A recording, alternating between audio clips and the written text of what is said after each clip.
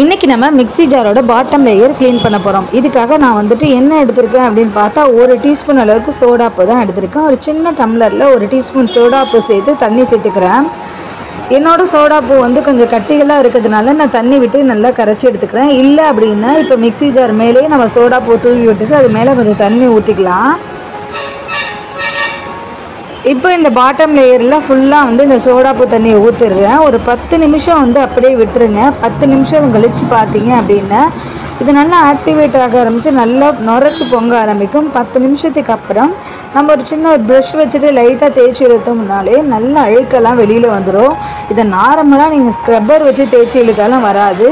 இந்த மாதிரி சோடாப்பு யூஸ் பண்ணி நம்ம தேய்க்கும் போது சீக்கிரமாக நமக்கு க்ளீன் ஆகிடும். 1 மந்த்துக்கு ஒன்ஸ் ஆகுது நம்ம இந்த மாதிரி க்ளீன் பண்ணுறதுனால மிக்ஸி ஜாரில் அதிகமாக ஓட்ட விழாது, சீக்கிரமாக லீக்கேஜும் வராது. ட்ரை பண்ணி பாருங்கள். பிடிச்சா நம்ம சேனலில் ப்ளீஸ் சப்ஸ்கிரைப் பண்ண மறந்துடாதீங்க. தேங்க்ஸ் ஃபார் வாட்சிங்.